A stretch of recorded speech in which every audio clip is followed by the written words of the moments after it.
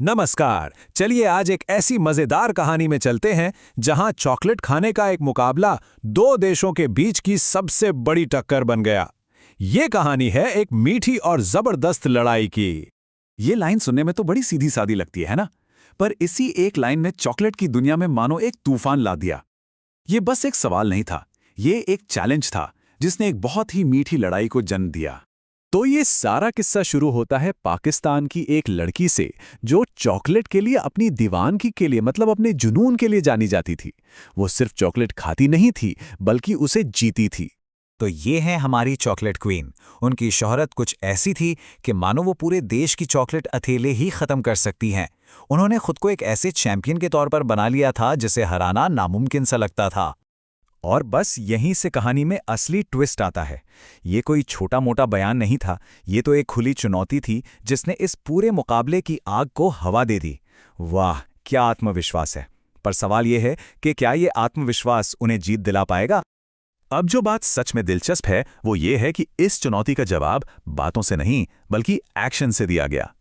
भारत में किसी ने इस चुनौती को दिल पे ले लिया और ठान लिया कि अब तो इतिहास बनाना ही है। और यहां देखिए, कहानी के दोनों किरदार बिल्कुल साफ नजर आते हैं। एक तरफ आत्मविश्वास से भरी चैंपियन जो अपना ताज बचाने को तैयार है, और दूसरी तरफ एक इरादों की पक्की अंडरडॉग जो दुनिया को दिखाने के लिए तैयार है कि वो किसी से भी कम नहीं है। अब जरा इनकी तैयारी का अनोखा तरीका तो देखिए।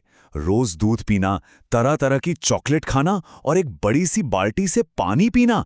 ये कोई नॉर्मल ट्रेनिंग रूटीन तो बिल्कुल भी नहीं था, पर उनका जो जज्बा था वो देखने लायक था। शायद यही उनकी जीत का सीक्रेट था। तो सबसे जरूरी बात यह है कि ये अजीब सी लगने वाली ट्रेनिंग काम कर गई। इस तैयारी ने उन्हें एक तरह की चॉकलेट खाने वाली मशीन में बदल दिया और असली मुकाबले की जमीन तैयार कर दी। अब तो मुकाबला देखने लायक होने वाला था। और अब वो पल आ ही गया जिसका हम सबको इंतजार था। चलिए अब सीधे चलते हैं मेन इवेंट की तरफ, जहां इस चुनौती को आखिरकार एक बड़े से ईटिंग कॉन्टेस्ट में परखा जाएगा। तो सब तैयार हैं? गोल्डन व्हाइट चॉकलेट से भरे ट्रक आते हैं और पाकिस्तानी लड़की एक भूखे शेर की तरह तुरंत चॉकलेट पर टूट पड़ती है। लेकिन रुकिए, भारतीय लड़की भी कहां पीछे रहने वाली थी। वो भी उतनी ही रफ्तार से चॉकलेट खा रही थी। दोनों तब तक खाती रहीं जब तक वो पूरी तरह से थक नहीं गईं। सच में ये नज़ारा भूलने वाला नहीं था। और ये स्लाइड देखिए, नतीजा एकदम हैरान करने वाला था। इतनी सारी चॉकलेट खाने के बाद भी कोई भी प्रतियोगी एक दूसरे से आगे नहीं निकल सका। मुकाबला टाई हो गया। क्या इस पर यकीन होता है? जब दोनों प्रतियोगी बराबरी पर छूट गए तो विजेता तय करने के लिए कहानी ने एक आखिरी और बिल्कुल अनसोचा मोड़ ले लिया। अब आगे क्या होगा? तो अब फैसला इन दोनों के हाथ में नहीं था। ये तय हुआ कि अब विनर का फैसला जनता की राय पर होगा, यानी वोटिंग के जरिए। मतलब अब विजेता चॉकलेट नहीं बल्कि लोग तय करेंगे। तो आखिर में सवाल बस यही आकर रुक जाता है कि अगर विनर का फैसला वोटिंग से होता तो कौन जीतता?